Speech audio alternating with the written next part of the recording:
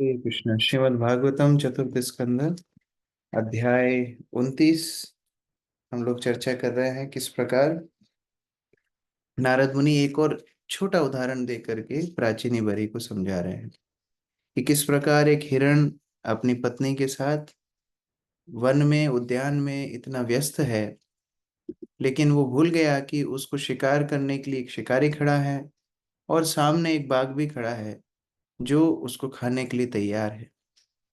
इसी प्रकार भौतिक जीवन में हम अपने काल की गति को भूल जाते हैं। कैसे हम प्रतिदिन प्रतिक्षण मृत्यु के निकट जा रहे हैं। छोटी छोटी वस्तुओं को गंभीरता से लेकर के अपने मन को भगवान की भक्ति से विलग कर लेते हैं। लेकिन जीवन का उद्देश्य तो है भगवान भगवान के चिंतन में अपने आप को निमग्न करना।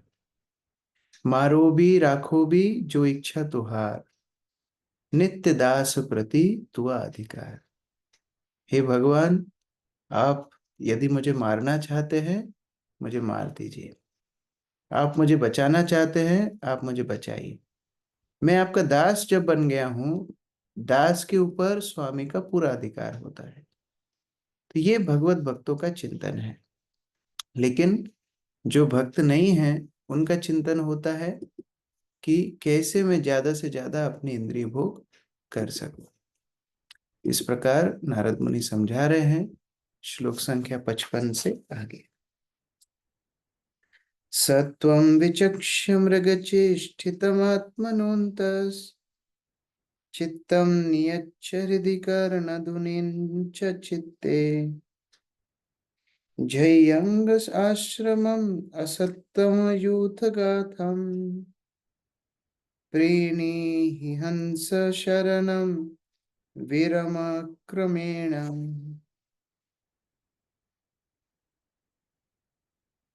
रानू माता जी।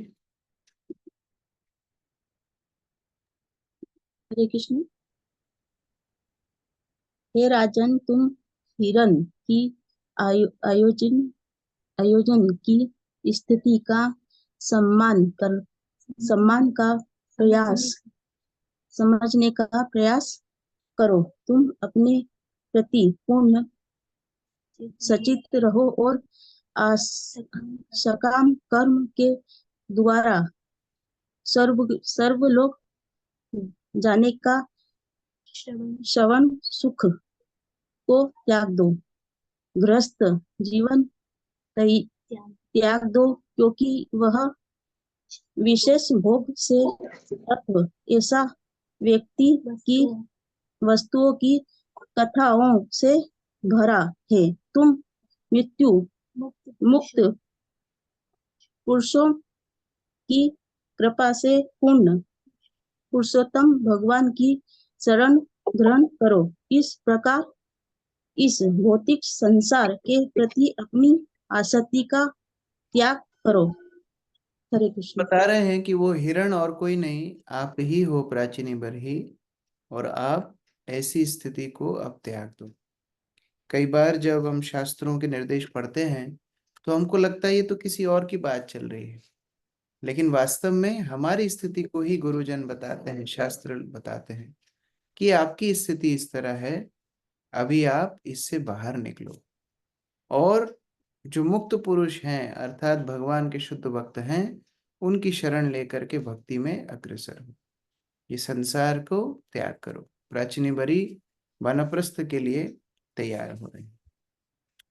श्री नरोत्तम दास ठाकुर अपने गीत में लिखते हैं, कर्म कांड ज्ञान कांड केवली विषय भांड, अमृत बलिया जीवा खाए, नाना जुनी सदा फिरे, कदर ये भक्षण करे, तार जन्म अधोपति जाए। तो जो ज्ञान कांड है कर्म कांड है दोनों विष के प्याले के समान है, लेकिन अमृत के समान उसको पान करता जा रहा है और इस कारण से अलग अलग योनियों में जन्म लेता है और उसमें भी इंद्रिय तृप्ति के सुखों के पीछे इतना लालायित रहता है कि निम्न निम्न योनियों में चला जाता है। जय माता जी। पढ़िए। हरे कृष्णा। कर्म कांड तथा ज्ञान कांड विष के प्यालों के तुल्य हैं।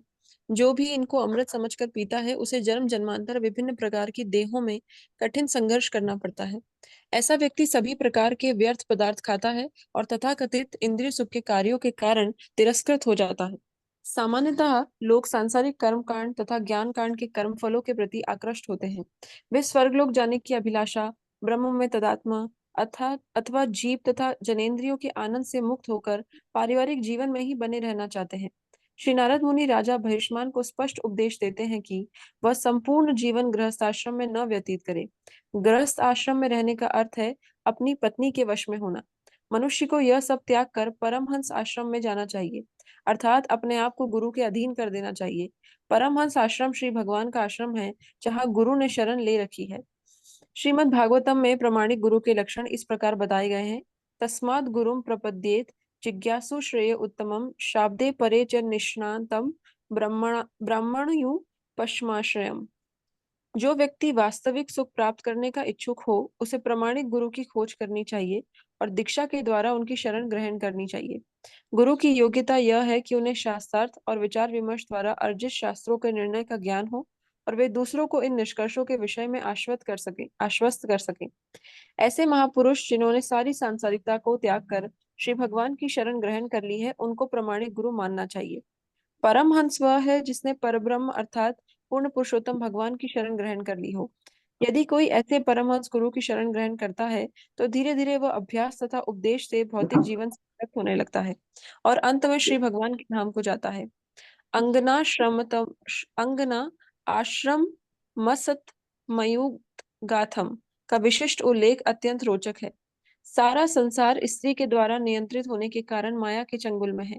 मनुष्य न केवल अपनी स्त्री के वश में होता है, अपितु वह तरह तरह के संभोग साहित्य से भी नियंत्रित है। भौतिक जगत में फंसने का यही कारण है। मनुष्य अपने खुद के प्रयास से इस घृणित संगति को नहीं छोड़ पाता, किंतु यदि वह परमहंस रूप प्रामाणिक गुरु की शरण ग्रहण कर लेता है तो वह क्रमशः आध्यात्मिक जीवन के पद को प्राप्त कर लेगा। वेदों के मोहक शब्द जो मनुष्य को स्वर्ग लोक जाने या परब्रह्म में तदाकार करने हेतु प्रेरित करते हैं, वे अल्पज्ञों के लिए हैं, जिन्हें श्रीमद् भगवत गीता में माया या पहत ज्ञाना, जिनका ज्ञान माया द्वारा हर लिया गया है, कहा गया है। वास्तविक ज्ञान का अर्थ है भौतिक जीवन की कष्टकर अवस्था का बोध। मनुष्य को प्रामाणिक मुक्त पुरुष अर्थात गुरु की शरण ग्रहण करनी चाहिए और क्रमशः आध्यात्मिक पद तक ऊपर उठना चाहिए, जिससे भौतिक जगत से विरक्त हुआ जा सके। श्री विश्वनाथ चक्रवर्ती ठाकुर के अनुसार हंसः शरणम का अर्थ है वह कुटी जिसमें साधु पुरुष रहते हैं। सामान्यतः साधु जंगल में दूरस्थ स्थान पर या साधारण कुटिया में रहता है, लेकिन हमें ध्यान रखना होगा कि समय बदल चुका है। जंगल जाकर कुटिया में रहना भले ही साधु के हित में हो, किंतु यदि कोई उपदेशक हो सकता है, विशेषकर पाश्चात्य देशों में, तो उसे अनेक तरह के लोगों को आमंत्रित करना पड़ता है जो सुखद मकानों में रहने के अभ्यस्त होते हैं। अतः इस युग में साधु को लोगों के स्वागत अनुसार स्वागतार्थ समुचित प्रबंध करना होता है और उन्हें कृष्ण चेतना संदेश के प्रति आकर्षित करना होता है। संभवतः श्रील भक्ति सिद्धांत सरस्वती ठाकुर ने पहली बार साधु पुरुषों के रहने हेतु बड़े बड़े प्रसादों एवं मोटर कारों का प्रचलन किया, जिससे बड़े शहरों की जनता आकृष्ट हो सके। मुख्य तथ्य तो यह है कि लोगों को साधुओं की संगति करनी होती है। इस युग में लोग जंगल में जाकर साधु की खोज नहीं करेंगे, उल्टे साधुओं को बड़े शहरों में आकर ऐसे लोगों से भेंट करने हेतु व्यवस्था करनी होगी जो आधुनिक भौतिक सुविधाओं के अभ्यस्त हैं।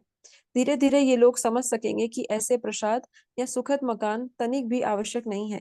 वास्तविक आवश्यकता तो यह है कि जैसे भी हो सके कर्म बंधन से मुक्त हुआ जाए। श्री रूप गोस्वामी के आदेश अनुसार अनासक्तस्य विषयान यथार्हम उपयुञ्जतः निर्बंध कृष्ण संबंधे युक्तम वैराग्य मुच्येत। जब मनुष्य किसी चीज से आसक्त नहीं होता है और इसके साथ ही प्रत्येक वस्तु को भगवान श्री कृष्ण के हेतु स्वीकार करने लगता है, तो उसे वैराग्य से युक्त कहा जाता है। भक्ति रसामृत सिंधु। मनुष्य को भौतिक ऐश्वर्य में लिप्त नहीं हो जाना चाहिए, किंतु कृष्ण भावनामृत आंदोलन को आगे बढ़ाने हेतु भौतिक ऐश्वर्य को अपनाया जा सकता है। दूसरे शब्दों में भौतिक ऐश्वर्य को युक्त वैराग्य के रूप में अर्थात विरक्ति के लिए स्वीकार किया जा सकता है। बहुत ही सुंदर तात्पर्य है। ये तात्पर्य में शिल प्रभुपाद का जो मूड है वो बहुत अच्छे से देखने के लिए मिलता है।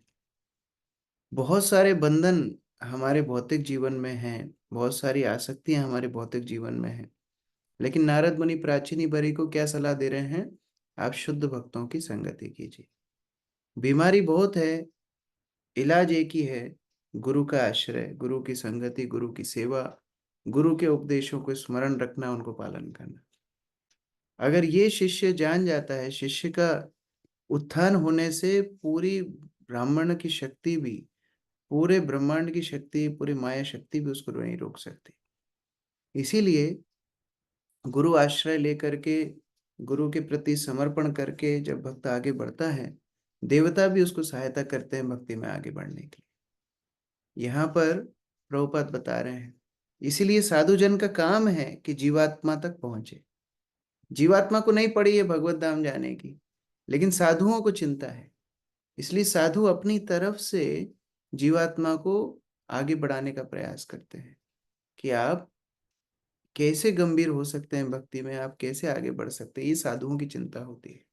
इसलिए प्रभुपाद बता रहे हैं कि यद्यपि साधुओं को कुटी में रहना चाहिए, जंगल में रहना चाहिए, लेकिन वो निकल के शहरों में रहते हैं और लोगों के बीच में जाकर के प्रचार करते हैं, जिससे उनकी भगवत भक्ति आगे बढ़ सके।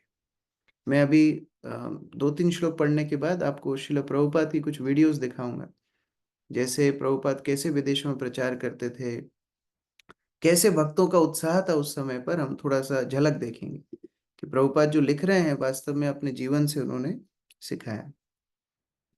राजोवाच श्रुतम अनिवीक्षितं ब्रह्मन् भगवान् यद् अभाषत नैतज्जानन्ति उपाध्याय किं न ब्रूयुर्विदुर्यदि। गायत्री माता जी। हरे कृष्ण। राजा ने कहा, हे ब्राह्मण, आपने जो कुछ कहा है उसे मैंने अत्यंत मनोयोग से सुना है और सम्यक विचार के पश्चात मैं इस निष्कर्ष पर पहुंचा हूँ कि जिन आचार्यों ने मुझे कर्म कांड में प्रवृत्त किया वे इस गूढ़ ज्ञान को नहीं जानते थे, और यदि वे इससे अवगत थे तो फिर उन्होंने मुझे क्यों नहीं बताया। हरे कृष्ण। सारे जो अध्यात्मवादी होते हैं एक ही स्तर पे नहीं होते हैं। कई बार ये भी लोगों के अंदर भ्रांति होती है, ठीक है इस्कॉन में हमको ज्ञान मिल रहा है, लेकिन बाकी भी तो साधु हैं, बाकी साधु हैं, लेकिन वो शिक्षा क्या दे रहे हैं ये देखना है। यहाँ प्राचीनी बरी बोल रहे हैं कि मुझे बहुत शिक्षक मिले, ऐसा नहीं है प्राचीनी बरी को कोई साधु संतों का संग नहीं मिल रहा था, लेकिन वो साधु लोग क्या कर्म कांड का प्रवचन दे रहे थे, कर्म कांड के विषय में, तभी तो कर रहा था। प्राचीनी बरी कोई स्वतंत्र रूप से अपने आप नहीं कर रहा था, उसको उपदेश देने वाले कर्म कांड का उपदेश दे रहे थे। लेकिन आज प्राचीनी बरी को समझ में आ रहा है कि वास्तव में जीवन का उद्देश्य क्या है, गुह्यतम ज्ञान क्या है, कृष्ण भक्ति। अमित प्रभु। तात्पर्य: वास्तव में भौतिक समाज के तथाकथित शिक्षक या अग्रणी लोग जीवन के वास्तविक उद्देश्य को ठीक से नहीं जानते। ऐसे लोगों को श्रीमद् भगवद गीता में माया या अपरता ज्ञानः कहा जाता है। वे अत्यंत विद्वान प्रतीत होते हैं, किंतु वास्तव में माया के प्रभाव से उनका ज्ञान हर लिया गया होता है। वास्तविक ज्ञान का अर्थ है भगवान श्री कृष्ण की खोज। वेदेश्य सर्व सर्वमेव वेद्यः। सारा ज्ञान भगवान श्री कृष्ण की खोज करने में निमित्त है, क्योंकि भगवान श्री कृष्ण ही प्रत्येक वस्तु के मूल है। जन्मादस्य यतः। श्रीमद् भगवद गीता में भगवान श्री कृष्ण कहते हैं, अहम आदिर ही देवाना, मैं समस्त देवों का स्रोत हूँ। इस प्रकार भगवान श्री कृष्ण समस्त देवताओं के मूल तथा आदि स्रोत हैं, जिनमें ब्रह्मा, शिव इत्यादि सम्मिलित हैं। वैदिक अनुष्ठान विभिन्न देवताओं को प्रसन्न करने हेतु है, किंतु जब तक कोई प्रगतिमान विद्वान नहीं होता, वह यह नहीं समझ पाता कि भगवान श्री कृष्ण ही आदि पुरुष है। गोविंदम आदि पुरुषम तमहम भजामि। श्री नारद मुनि के उपदेशों को सुनकर राजा बहिष्मान को चेत हुआ, जीवन का वास्तविक उद्देश्य पूर्ण पुरुषोत्तम भगवान की भक्ति प्राप्त करना है। अतः राजा ने तथाकथित पुरोहिती आदेशों को नकार देने का निश्चय किया, क्योंकि उनमें जीवन के उद्देश्य के विषय में कोई शिक्षा न दी जाकर अनुयायियों को केवल अनुष्ठानों में रखा जाता है।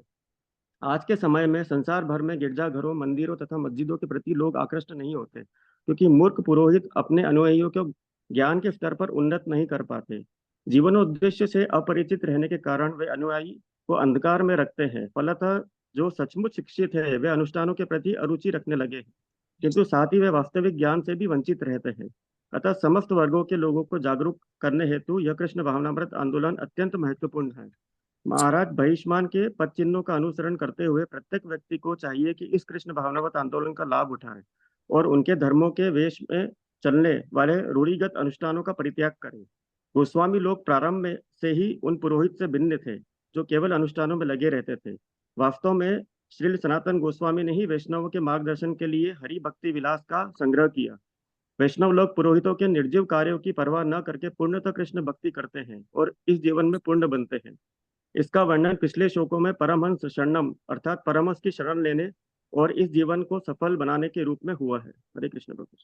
तो बहुत सारे मंदिर हैं, गिरजाघर हैं, मस्जिद हैं, इत्यादि बहुत सारे धार्मिक संस्थाएं हैं, उनके केंद्र हैं, लेकिन लोगों की रुचि क्यों अभी उनमें नहीं है? क्यों लोग केवल एक रीति रिवाज पूरा करने के लिए वहां जाते हैं, ना कि वहां पर बड़े उत्साह से, प्रेरणा से भाग लेते हैं? क्योंकि वहां जो लोग जिम्मेदारी लिए हैं, पुरोहित हो, पुजारी हो, जो भी हो, वो लोग भगवत ज्ञान तो दे ही नहीं रहे हैं, केवल अनुष्ठान करा रहे हैं या कोई रीति रिवाजों में लोगों को लगा रहे हैं, दान दक्षिणा ले रहे हैं। लेकिन मुख्य प्रयोजन मंदिर का या कोई भी आध्यात्मिक केंद्र का शिक्षा देना है। और यहाँ प्राचीनी बर ही उसी बात को नारद मुनि को बोल रहे हैं कि मैं तो बहुत साधुओं से बातचीत की, मैंने तो बहुत मार्गदर्शन लिया, लेकिन मेरा दुर्भाग्य है कि सारे के सारे कर्म कांड के बारे में ही बताते रहे। जो जीवन का उद्देश्य आप आज बता रहे हैं, ये अभी तक हमको किसी ने बताया ही नहीं। संशयोत्र तु मे विप्र संच्छिन्न तत्कृतो महान ऋषयोऽपि हि मुह्यन्ति यत्र नेन्द्रिय वृत्तया। गौरी शंकर प्रभु। हे ब्राह्मण, आपके आदेशों तथा मुझे कर्म कांड में प्रवृत्त करने वाले मेरे गुरुओं के उपदेशों में विरोधाभास जान पड़ता है। मैं अब भक्ति, ज्ञान तथा वैराग्य के अंतर को समझ सकता हूँ। मुझे पहले इनके विषय में कुछ संशय थे, किंतु अब आपने कृपा करके इन संशयों को मिटा दिया। अब मैं समझ सकता हूँ कि बड़े बड़े ऋषि भी जीवन के वास्तविक उद्देश्य के विषय में कैसे मोहग्रस्त होते हैं। निसंदेह इंद्रिय युक्ति का कोई सवाल ही नहीं उठता। इस प्रकार हम लोगों के जीवन में भी यही कहानी है। जैसी प्राचीनी बरी की कहानी है, हमारी कहानी भी ऐसी है। हम कभी नहीं समझ पाते कि भक्ति क्या है, कर्म कांड क्या है, अलग अलग पाप और पुण्य कृत्य क्या है, ज्ञान मार्ग क्या है, अगर हम श्रील प्रभुपाद के आश्रय में नहीं आते। हमारे लिए तो सारा पूजा पाठ भक्ति ही थी, हमारे लिए तो सारे मंदिर भगवान ही थे, हमारे लिए सारे पुजारी शुद्ध भक्त ही थे। लेकिन जब हम प्रभुपाद के आश्रय में आए हैं, हमको समझ में आया है कि शुद्ध मार्ग क्या है और मिश्रित मार्ग क्या है। आरती माता जी। तात्पर्य: राजा प्राचीन परिसर स्वर्ग प्राप्ति के लिए तरह तरह के यज्ञ संपन्न कर रहा था। लोग सामान्यतः ऐसे कृत्यों के प्रति आकृष्ट होते हैं और विरले ही भक्ति के प्रति कोई आकृष्ट होता है।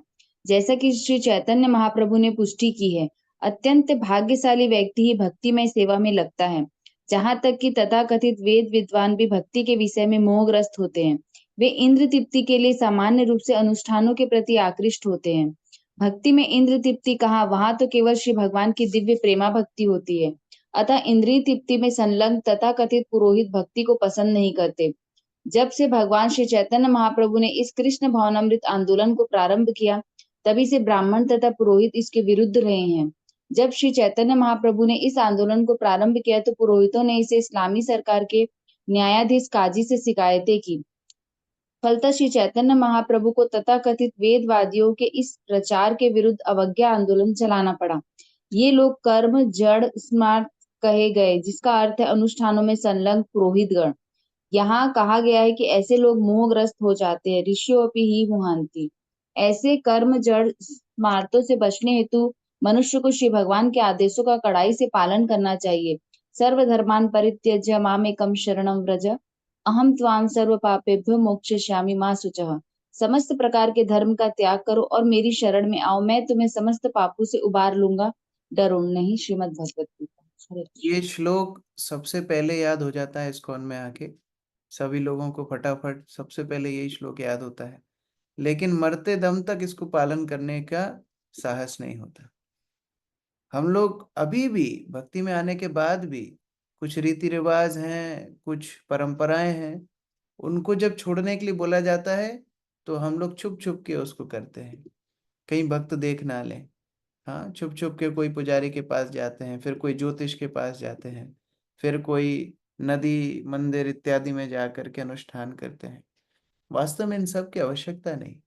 श्री चैतन्य महाप्रभु ने जब अवतार लिया, श्री चैतन्य महाप्रभु ने आकर के ये सिद्धांत को स्थापित किया कि कलयुग का जो युग धर्म है हरिनाम संकीर्तन, वो अपने आप में पूर्ण है। जब हरिनाम संकीर्तन का हम आश्रय ले रहे हैं तो हमको और कोई आश्रय लेने की आवश्यकता ही नहीं है। ये सिद्धांत श्री चैतन्य महाप्रभु ने स्थापित किया।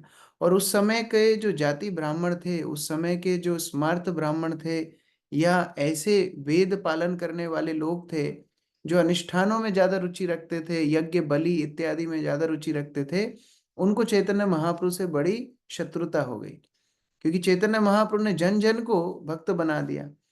और जो शास्त्र में प्रमाणित स्तोत्र हैं उधर से बता दिया कि हरिनाम संकीर्तन करने से सारे अनुष्ठान अपने आप हो जाते हैं, तो और कुछ करने की आवश्यकता नहीं।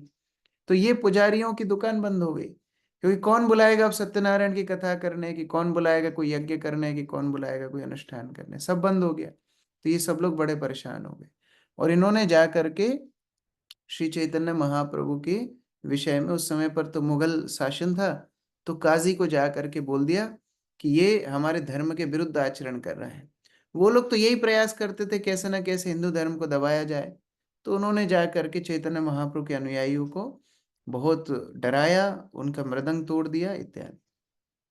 और उसी में बाद में चैतन्य महाप्रभु ने पहला विश्व का सिविल डिसोबीडियंस मूवमेंट पहला शुरू किया। ये महात्मा गांधी ने नहीं किया, चैतन्य महाप्रभु ने किया। चैतन्य महाप्रभु सबको लेकर के और काजी के महल पर चढ़ाई कर दिए। केवल हाथ में मशाल है और मुख में हरिनाम है। शास्त्र में चैतन्य भागवत में बताया है कि करोड़ों करोड़ों लोग इस आंदोलन में भाग लिए। कैसे कि देवता भी महाप्रभु के संकीर्तन आंदोलन में भाग लेने के लिए आए। और जब काजी ने इतने लोगों को संकीर्तन करते हुए उसके महल में आते हुए देखा, वो छुप करके बैठ गया। उसकी सेना सब भाग गई छोड़ के। तब महाप्रभु महल में प्रवेश किए। वो काजी बोलता है कि नहीं नहीं, आप तो मेरे रिश्तेदार हैं, आप मेरे दूर के भतीजे लगते हैं, भांजे लगते हैं। फिर महाप्रभु उनको बहुत सुंदर रूप से समझाते हैं। आज भी उन काजी के वंशज हैं, वो मुसलमान हैं लेकिन महाप्रभु के भक्त हैं। वो लोग शाकाहारी हैं और महाप्रभु के आंदोलन के बड़े सहायक हैं। 1947 में भी जब हर क्षेत्र में हिंदू मुसलमान की लड़ाइयाँ हो रही थी, केवल एकमात्र नवद्वीप क्षेत्र था जहाँ आज तक हिंदू मुसलमान के दंगे नहीं हुए, क्योंकि वो काजी का परिवार महाप्रभु के अनुयायी बन गए थे। तो इस प्रकार चैतन्य महाप्रभु अपने उदाहरण से सिखाते हैं कैसे हरिनाम से बड़ा और कुछ नहीं है।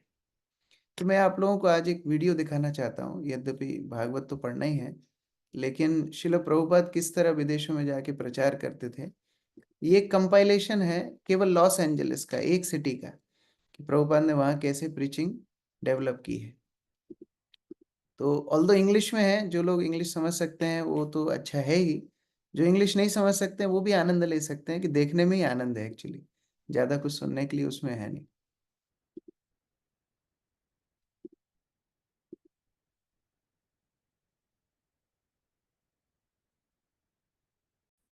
देख पा रहे हैं? दिख रहा है? यस जी प्रभु ठीक है। महाप्रभु लिख रहा है। प्रभुपाद ने लॉस एंजलिस को नाम दिया new Dwarka.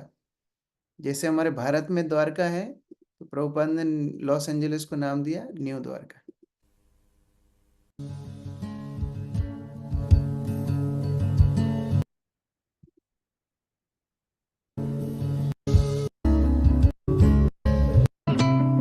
When there's a decline in religion, I descend.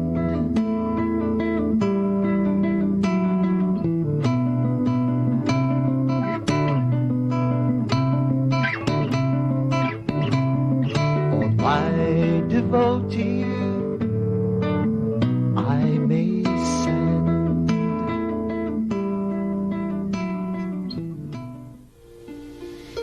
Jaya Jaya ये एयरपोर्ट है। प्रभुपाद जब आते थे, भक्त लोग एयरपोर्ट में इस तरह प्रभुपाद का स्वागत करते थे। वन्दे गुराशि चरणरविन्दं जय श्रील प्रभुपादा गङ्गाधरपरशाहोइले पश्चाते भवन्दर्शने पवित्र करो हे तुम्हारा गुण श्रील प्रभुपाद पतिता He's a kind and gentle soul, his heart is never cold, so peaceful and poetic, with a message true and bold. He's never seeking praise, so silent and so grave, and his transcendental love is the magic in his ways. And when I see his love I know I've got a long, long way to go. When will I taste the love that he is feeling inside?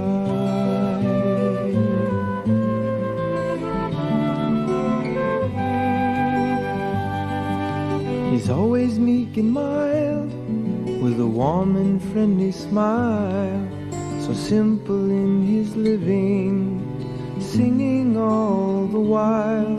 He sings out Krishna's name, his glory and his fame, to serve his Lord and Master, in pleasure or in pain. And when I see his love I know I've got a long, long way to go. When will I taste the love that he is feeling inside?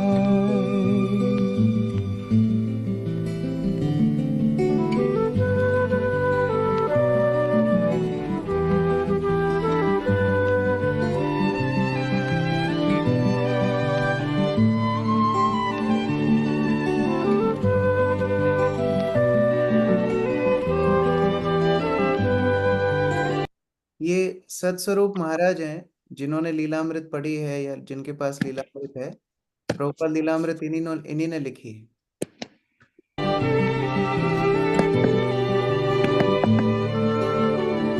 And when I see his love I know I've got a long, long way to go. When will I taste the love that he is feeling inside?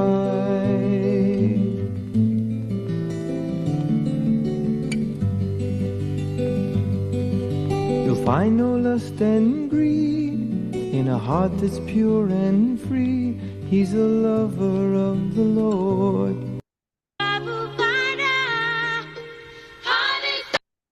फिर 1971 में शिल प्रभुपाद ने विग्रह भेजे रुक्मिणी द्वारकाधीश के। जब प्रभुपाद नहीं थे, प्रभुपाद कहीं पर और थे, 1971 में प्रभुपाद ने पत्र के माध्यम से भक्तों को बताया कि विग्रह की स्थापना कैसे करनी है। आप कल्पना करो, 1966 में इस्कॉन की स्थापना हुई और 2-3 साल तो न्यूयॉर्क में ही प्रचार हुआ। उसके बाद भक्त लोग लॉस एंजलिस आए होंगे। 2-3 साल के अंदर जो भी भक्त बने थे उनको प्रभुपाद ये शिक्षा दे रहे हैं कि विग्रह कैसे स्थापित करते हैं, और पत्र में जो जो इंस्ट्रक्शन प्रभुपाद ने दिए उसके माध्यम से उन लोगों ने विग्रह की स्थापना की। Of all that be, the embodiment of the pure devotee. He's the all-pervading truth to take you home. Yes, he comes to take you home. Of the splendid he is in all righteous men. Of creation he's beginning, middle and end. शंख नहीं है तो चम्मच से अभिषेक कर रहे हैं, शंख नहीं है उनके पास।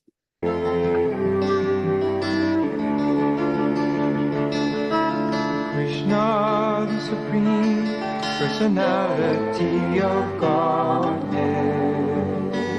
Of the senses he's the mind.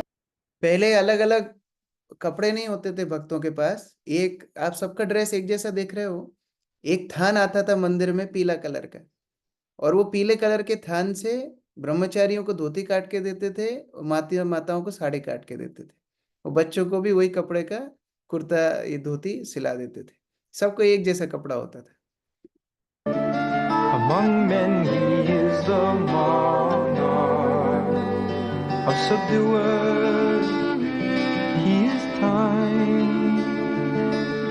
Of secrets he is silent, and he creates the earth. Yes, he's come and lays upon his floor.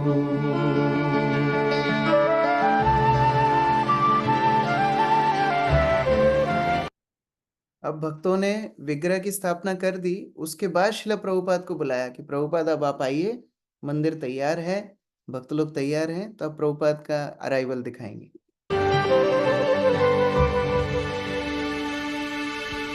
संसार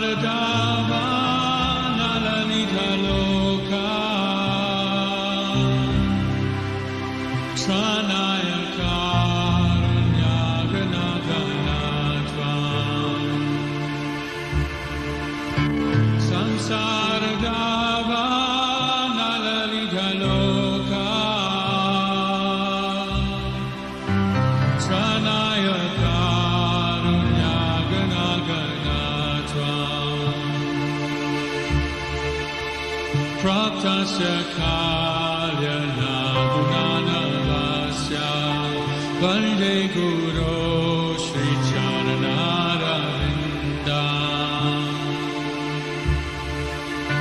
Praptasya kalyana gunanavasya Vande Guru Shri Charanaravinda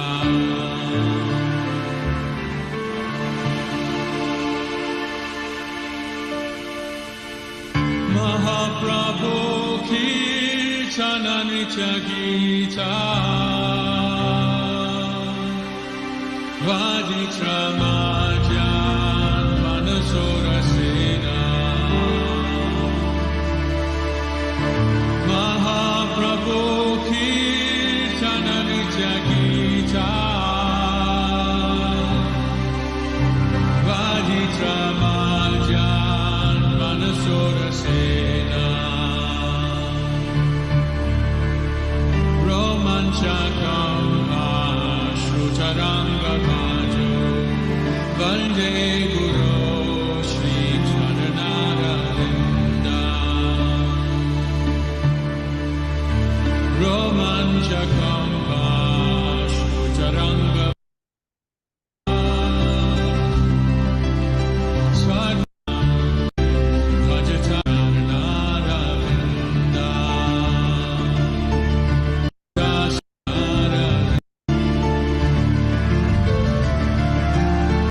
जैसे हम मंदिर में गुरु पूजा करते हैं, आप लोग कल्पना कर सकते हो प्रभुपाद खुद बैठते थे, तो भक्त लोग तो उस समय गुरु पूजा करते थे।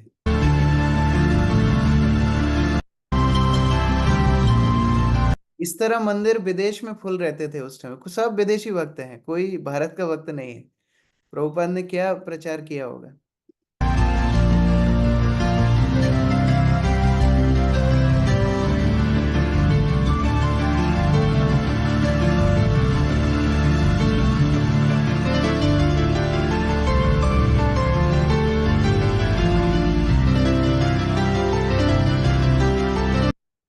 Tiro Banachari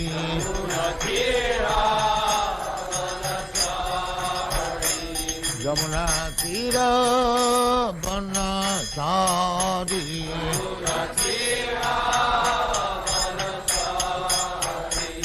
Jaya Radha Madhava Kunja Bihari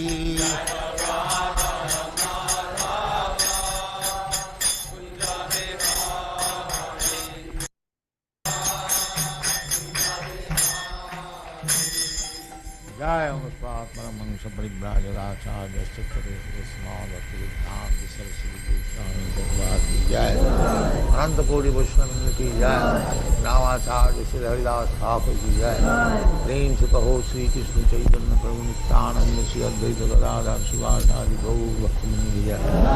Shri Shri Radha Krishna मोह गोपीनाथ श्याम कुंड राधा कुंड गिरिवर्धन की जय। वृंदावन धाम की जय, नवदीप धाम की जय, गंगा माई की जय, जमुना माई की जय।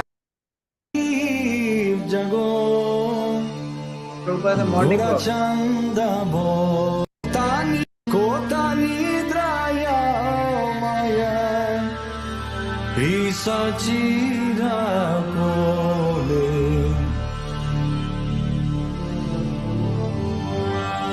बाजी बबोली ऐसे संसार ভিতরে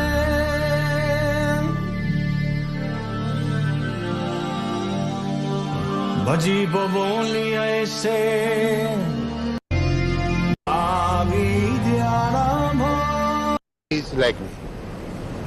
ये मॉर्निंग वॉक में जो भक्त लोग प्रभुपाद से प्रश्न पूछते थे, प्रभुपाद उसका उत्तर देते थे। इसके ऊपर एक किताब बनाई है, life comes from life.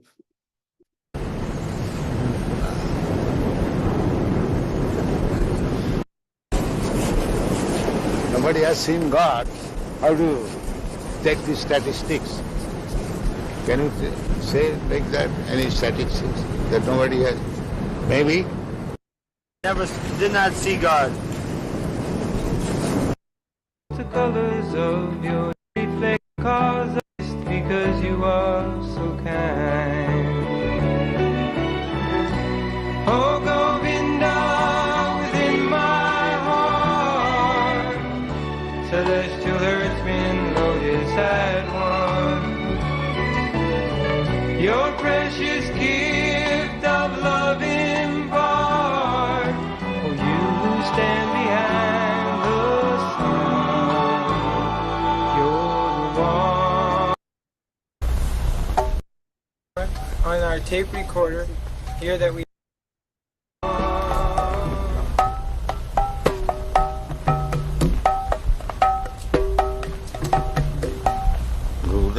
Don't do people.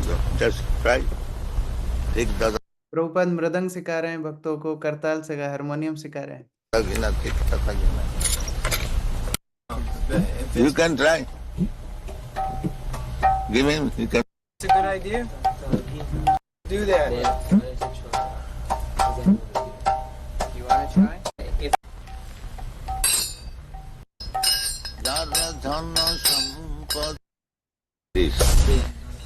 Know everything. What is going on? Prabhupada बता रहे हैं कि मेरे पिताजी चाहते थे मैं ऐसा ही बनूं, जो कुछ अभी सब कुछ हो रहा है ऐसा नहीं, बट मृदंग बजाना, भगवान के लिए भजन गाना। और उनकी माता ने ये प्रस्ताव दिया था कि हम मतलब प्रभुपाद को भेजेंगे लंदन पढ़ाई करने के लिए। तो उनके पिताजी ने मना कर दिया था, नहीं, मुझे मेरे बेटे को म्लेच्छ जगह पर पढ़ाई के लिए नहीं भेजना, वहां जाकर के उसकी भक्ति छूट जाएगी। मुझे तो यहीं उसको पढ़ाना है, यहीं उसको मृदंग सिखाना है और भगवान का भक्त बनाना है। तो प्रभुपाद वो कहानी बता रहे। He never wanted me to be a worldly man earning money. He never wanted.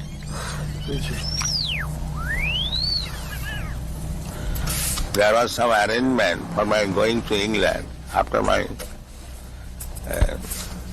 college education to become barrister.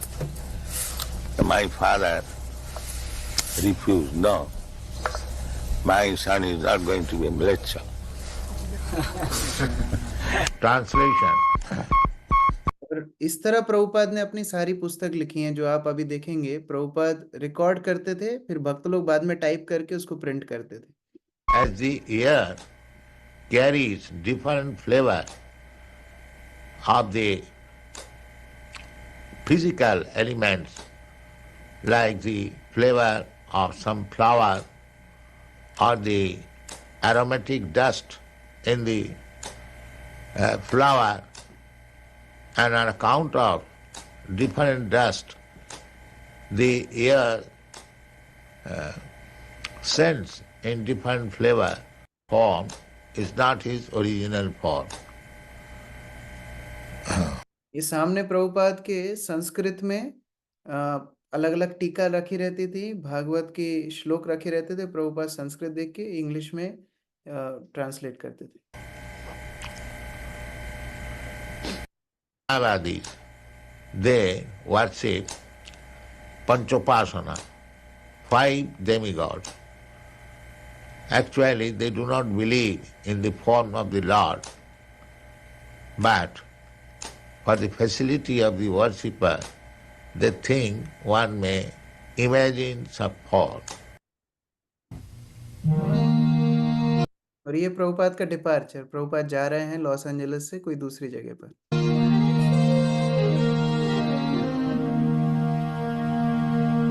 Parama karuna Pangwijana Nitai Gora Chanda Parama karuna Pangwijana Nitai Gora Chanda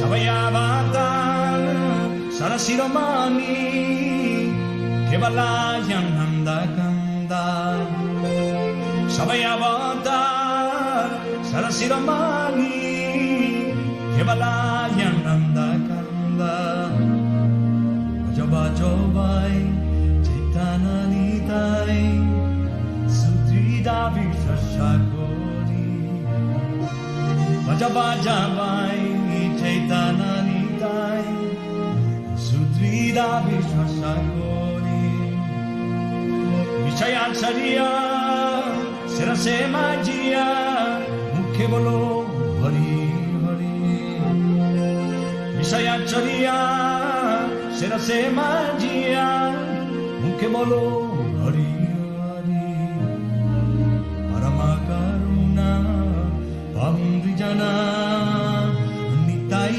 Gora Chandra Ore Bai हरे कृष्ण। श्रील प्रभुपाद इस तरह प्रचार किए, एक कल्पना लगती है, एक movie जैसा लगता है, लेकिन ये वास्तविकता है। एक एक शहर में जिस तरह कृष्ण भक्ति की प्रभुपाद ने ज्वाला जलाई है, जिस तरह भक्ति हो रही है, जिस तरह प्रभुपाद के शिष्यों ने उनको समर्पण किया है आउट ऑफ द वर्ल्ड, तो इस तरह हम लोग को प्रेरणा लेनी चाहिए। किस तरह प्रभुपाद के आंदोलन को हम आगे बढ़ाएं, प्रयास करें, एक साथ मिलकर के। जैसे प्रभुपाद की अपेक्षा थी वैसे भक्त बने तो प्रभुपाद के लिए बड़ा आनंद का विषय होगा। हरे कृष्ण। हरे कृष्ण प्रभु जी, आप ये वीडियो डाल सकते हैं क्या? हाँ, मैं ग्रुप पे भेज रहा हूँ। हाँ प्लीज, धन्यवाद प्रभु जी, बहुत बहुत। ऐसा लगता है कि बस यही दिन भर देखते रहे। हरे कृष्ण।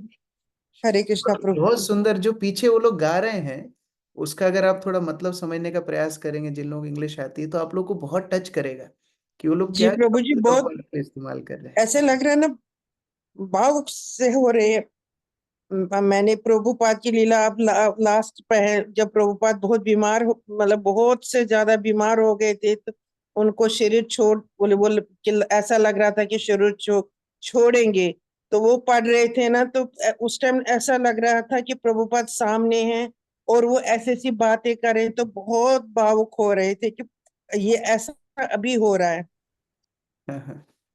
हरे कृष्ण। धन्यवाद प्रभु जी। हरे कृष्णा। हरि बोल। धन्यवाद, प्रणाम। हरे कृष्ण। प्रभुपाद की जय। भक्त वृंद की जय।